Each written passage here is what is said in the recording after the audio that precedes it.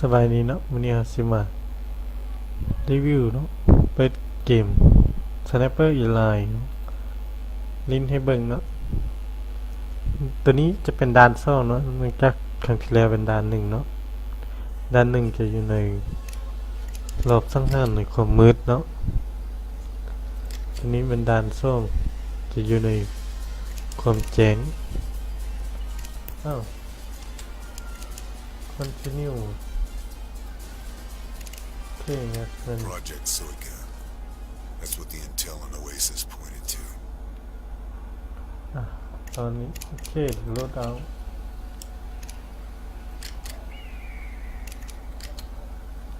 โอเคเอาพวกนี้เนาะพวกนี้สไตล์แนวเก่านี่มาเริ่มเกมเลยเล่นผ่านด่านหนึ่งแล้วแสดงอัปเกรดปืนแล้วอัปเกรดปืนบอสแล้ว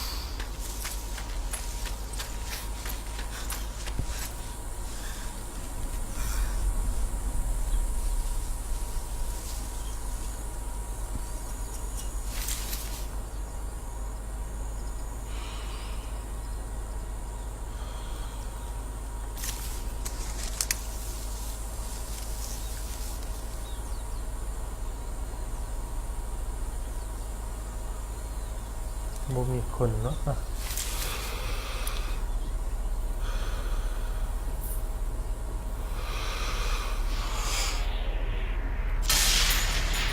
เก็บมันเลย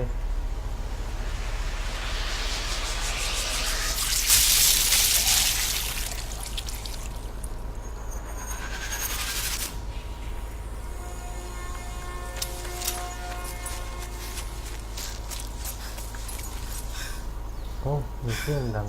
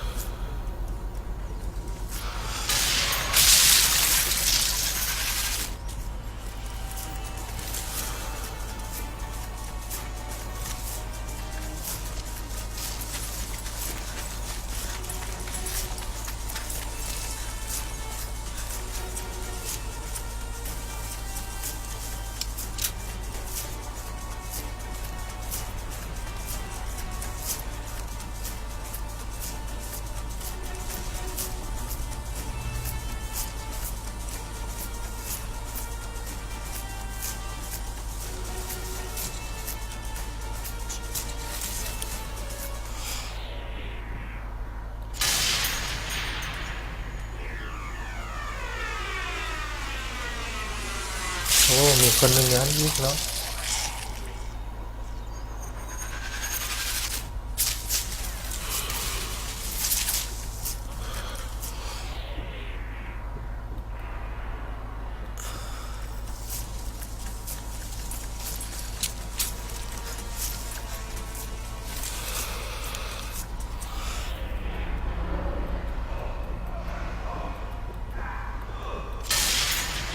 โอ้นี่ซื้อของเนาะอ่าน่าสนใจทำการรักษาตัวกัน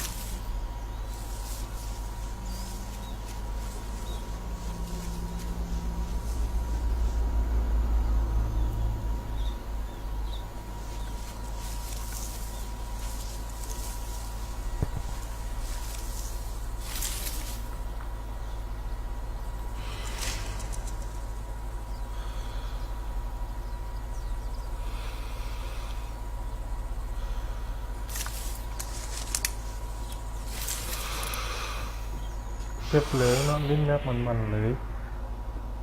เก็บมันลิ้นเลย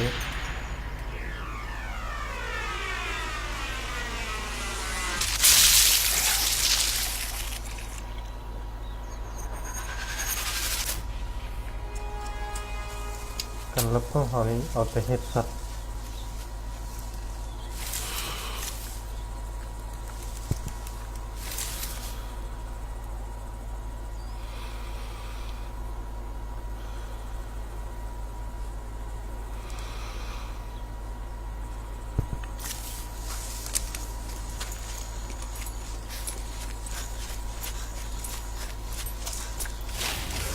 First order of business. Find those 88s.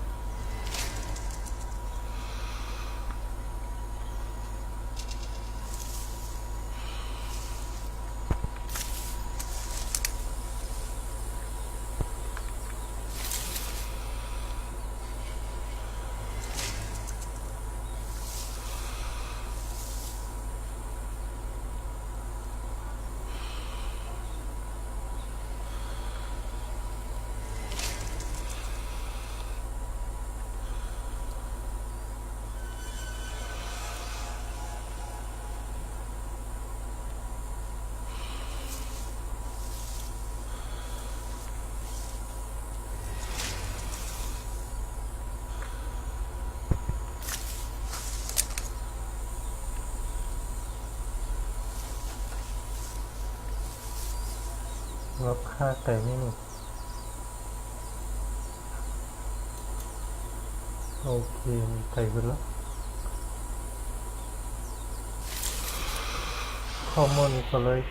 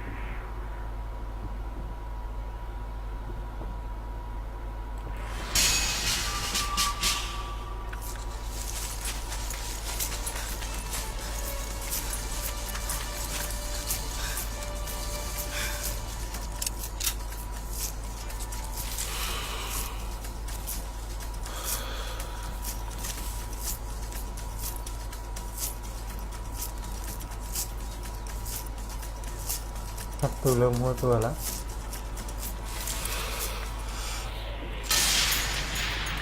แถมโมนี่กำลังมา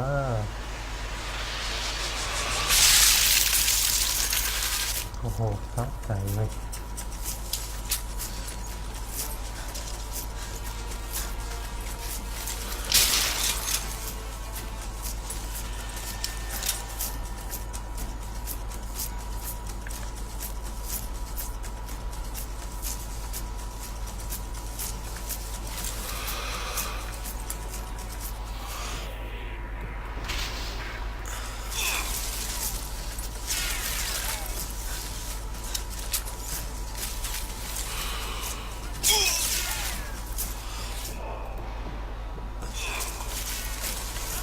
เอาไว้ มันเริ่มพูดตำแหน่งเขาแล้ว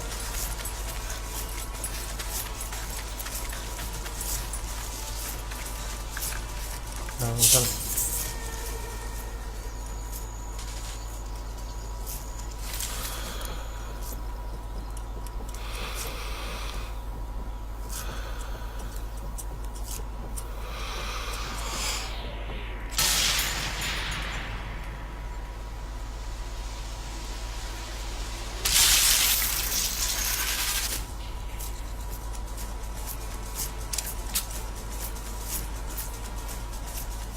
เอา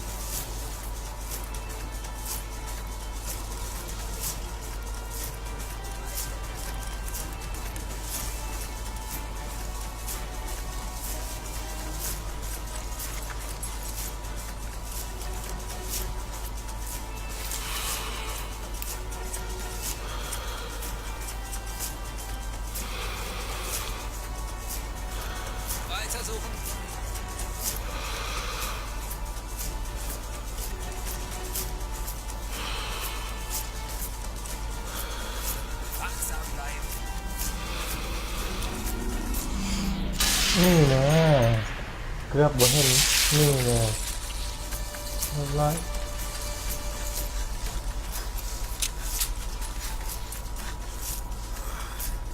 ขออาวุธหน่อย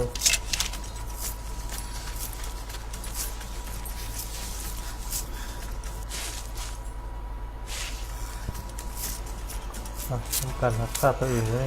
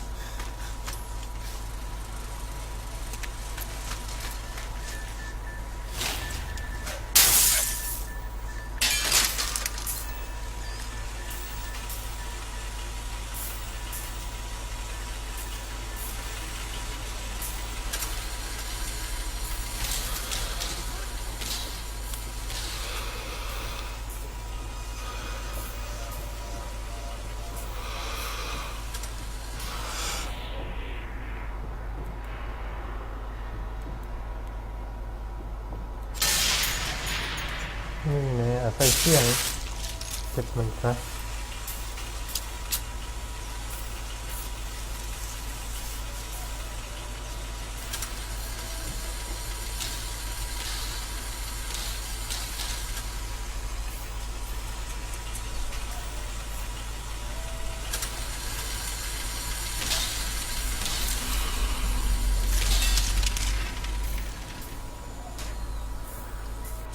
อเคเนาะจบแล้วเนาะทายตัวนี้เนาะ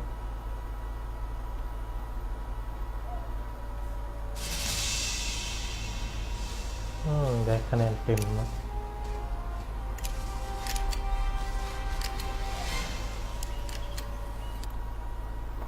ก็ได้สนใจกดติดต่อมาได้เนาะที่หน้าเฟซแฟนเกมบีซีลูกหัวบางนี้เลยเนาะขอบใจที่รับชมเนาะ